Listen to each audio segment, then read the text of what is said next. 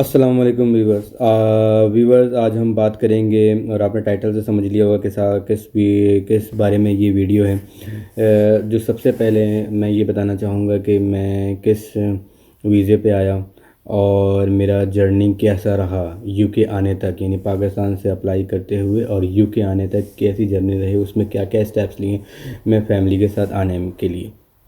मेरे साथ माशाल्लाह मेरे दो बच्चे हैं, जिसमें एक मेरी बेटी 6 साल की बेटी है और 4 साल का बेटा है।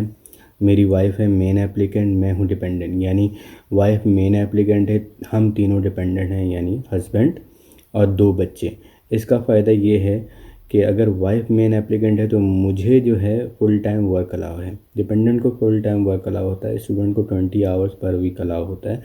तो अगर स्टूडेंट कम काम भी करे तो भी मतलब इतना मसला नहीं होता है, लेकिन अगर डिपेंडेंट जो है उसे फुल टाइम वर्क अलाउ है तो ही उससे यहाँ के एक्सपेंस कवर होंगे फैमिली के साथ आने में। ठीक है, तो मैं वीडियो आपको फैमिली के हवाले से बना रहा हूँ। तो जो लोग फैमिलीज़ के साथ आने वाले हैं या जो अप्लाई करने वाले हैं नेक्स्ट इनटेक में, उसके लिए मैं बता रहा हूँ कि डिपेंडेंट की लाइफ क्या होती है, डिपेंडेंट के क्या क्या राइट्स हैं। और हम बात करते हैं कि मैंने एप्लीकेशन किस तरह से फ़ाइल किया फैमिली के साथ। 14 से 15 दिन में हुए थे। अब आ जाते हैं मेन पॉइंट्स के, पॉइंट्स क्या क्या मैं कवर करूँगा। सबसे पहले अगर आपको अप्लाई करना है यूके के लिए तो अपने वाइफ को मेन एप्लीकेंट बनाएं और जो हस्बैंड को फुल टाइम वर्क अलाउ हो जाएगा। अगर आप ख़ुद मेन एप्लीकेंट होंगे तो ऑब्वियसली आपकी वाइफ को फुल टाइम अलाउ होगा, तो उसे काम करना पड़ेगा, फुल टाइम आपको अलाउ नहीं होगा। तो फिर आप देख लें किस तरह से आपको बेहतर लगता है। मैं अपना एक्सपीरियंस आपसे शेयर करने वाला हूँ। तो सबसे पहले आइल्स की प्रिपरेशन करेंगे। आइल्स मोस्टली यूनिवर्सिटी में 6 बैंड, बहुत कम यूनिवर्सिटी में होता है जो साउथ और नॉर्थ साइड में होती है, उसमें six band with no less than 5.5 band IELTS चाहिए होता है।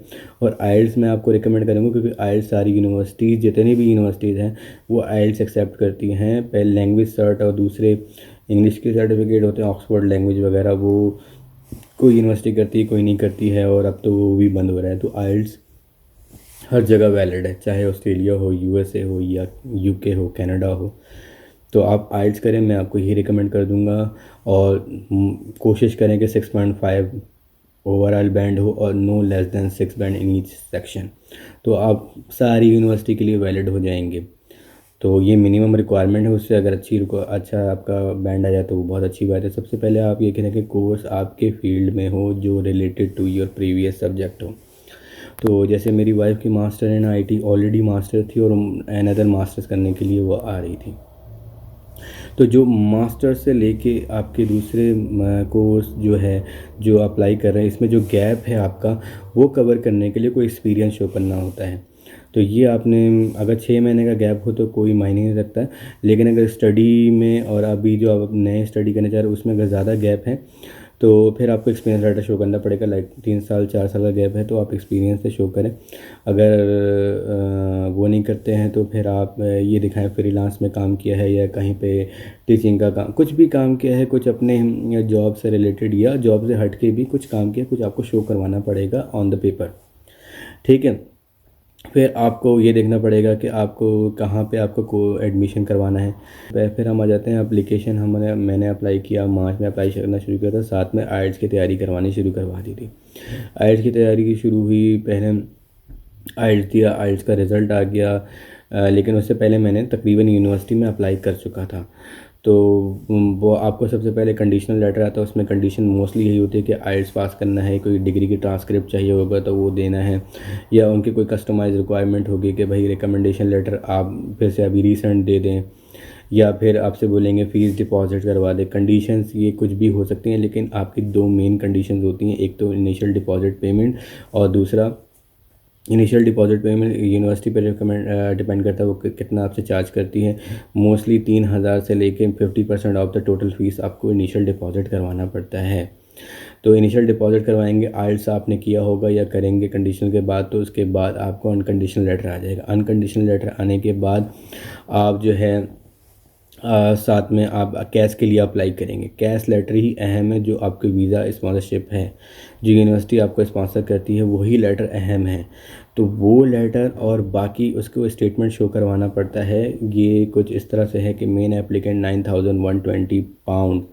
तो अभी आप एक्सचेंज रेट से आप देख लें किस तरह से होगा। मेन एप्लीकेंट का ये लिविंग कॉस्ट है। इस तरह डिपेंडेंट का लिविंग कॉस्ट 6120 पाउंड के हिसाब से पर एप्लीकेंट, चाहे वो बच्चा भी हो। तो ये सब आप प्लस करें तो ये आपकी लिविंग कॉस्ट निकल गई। फिर जो आपने फ़ीस, टोटल फ़ीस में से जितनी फ़ीस आपने जमा कराई है, जितनी रिमेनिंग रह गई, लेट सपोज़ कि 10,000 फ़ीस थी और आपने 3,000 जमा करा दी, तो 7,000 ये भी ऐड कर लें आप अपने लिविंग कॉस्ट और आपकी रिमेनिंग फ़ीस। ये आपका स्टेटमेंट पाकिस्तानी रुपीस में शो होना चाहिए। लेट सपोज़ कि 7,000 और बाकी जो रिमेनिंग फ़ीस बना के आपके 30,000 पाउंड आपको शो करवाना है।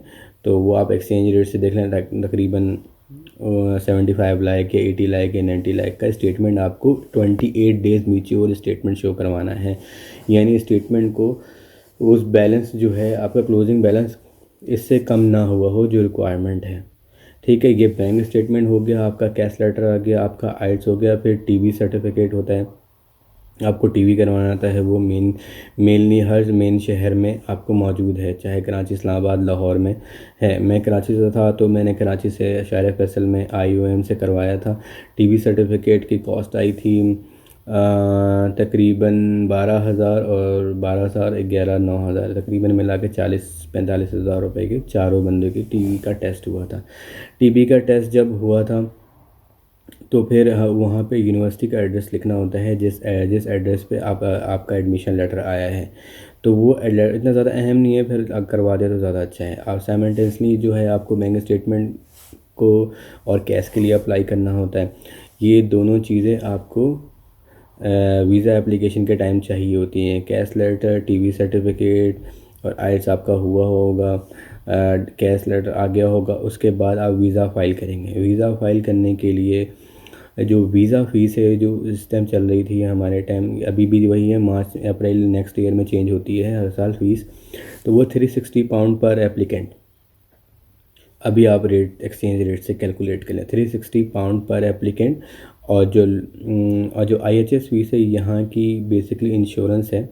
जब तक आप जितने ड्यूरेशन का वीज़ा मिलेगा उस ड्यूरेशन का आपको IHS यहाँ पे करना पड़ेगा UK के गवर्नमेंट को। तो आपका मेडिकल यहाँ पे आके फ्री नहीं हो जाएगा, उसकी तो आप पेमेंट करके आएंगे, तो इसलिए वो पेमेंट होती है। वो आपके तकरीबन मास्टर्स की होती है। 16 महीने का वीज़ा इशू होता है, तो 16 महीने का IHS होता है। 475 पर हेयर है तो 16 महीने का 705 पर एप्लीकेंट मल्टीप्लाई बाई 4 आप कर लें। आप जितने एप्लीकेंट है, 3 हैं, 2 है, तो उस हिसाब से तकरीबन हमारा बना था 2800 कुछ पाउंड। तो मल्टीप्लाई बाई वो अगर आप करें तो उस वक्त के हिसाब से मेरे ख्याल में 8.5 लाख या 8.25 लाख रुपए आपकी IHS प्लस 360 पाउंड ये करके मिला के तकरीबन 13 लाख रुपए, 12.5 लाख रुपए आपके वीज़ा के टाइम पे लगता है। प्रायोरिटी वीज़ा सर्विस मैंने अप्लाई किया था तो 220 पाउंड उसके अलग मुझे देने पड़े थे।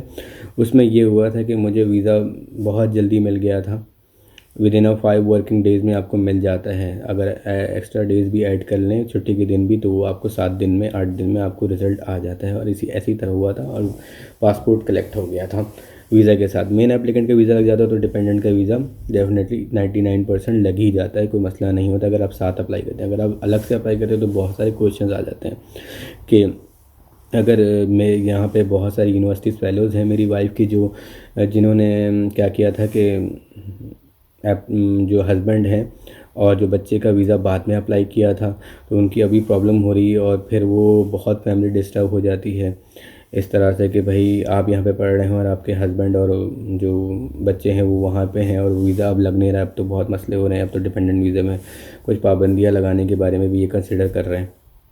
खैर अभी कुछ ऐसा कोई डिसीजन नहीं हुआ, इसी प्री कंसिडरेशन चल रही है। तो वीडियो ज़्यादा लंबी हो रही है। फिर हम आ जाते हैं IHS फ़ीस पे करना। बैंक स्टेटमेंट मैंने शो करवा दिया, आपके पास कैश लेटर है, आपके पास टीवी सर्टिफिकेट है, फिर आपके आइडेंटिफिकेशन डॉक्यूमेंट। आपको डिपेंडेंट का वीज़ा क्या लगे कि डिपेंडेंट के डॉक्यूमेंट्स क्या लगेंगे। लेट्स सपोज मेन एप्लीकेंट का कैश लेटर जो कि डिपेंडेंट के वीज़े के साथ लगेगा। फिर जो है आपका मैरिज सर्टिफिकेट, आपका FRC जो कि नादरा से आपको चाहिए होता है, ये सब प्रूफ करवाने के लिए कि आप इनके रिलेशनशिप में हैं और ये रिलेशनशिप जो है वो रिकॉर्डेड है, रजिस्टर्ड है। और नादरा से आपको सर्टिफिकेट चाहिए होता है, बच्चों का बर्थ सर्टिफिकेट, और फिर एक लेटर चाहिए होता है जो कि मेन एप्लीकेंट अपने डिपेंडेंट को देता है, इनविटेशन टू अप्लाई। और फिर जो स्पॉन्सर कर रहा होता है, लेट्स सपोज़ कि अगर वाइफ़ के अकाउंट में पैसे हैं, जैसे कि मेरे केस में जो वाइफ़ के अकाउंट में मेरी बेटी के पैसे थे, तो वो मैंने उसका एक लेटर स्पॉन्सरशिप दिया था कि वाइफ़ के अकाउंट में जो पैसे हैं वो बेटी के लिविंग एक्सपेंस के लिए यूज़ होगा, और जो मेरे अकाउंट में पैसे थे वो मेरे बेटे के लिए वो लिविंग एक्सपेंस शो होगा। तो वो एक लेटर जाता है, वो भी मैं बता दूंगा किसी चाहिए तो वो भी लेटर में मिल जाएगा। फिर उसके बाद आता है बच्चों का वो अथॉरिटी लेटर, वो जो होता है जिसमें कोई इशू नहीं है एक दूसरे को, कि अगर वो बच्चे इसके साथ चले जाएं और रहें, कुछ भी बाप की तरफ से और माँ की तरफ से एक लेटर होता है, उसका नाम मैं भूल गया, वो लेटर चाहिए होता है। इनविटेशन टू अप्लाई का लेटर चाहिए होता है, और आपने फ़ीस भर दी हो उसका भी प्रोसेस में किसी को डिटेल में चाहिए तो मैं पूरा बता दूंगा।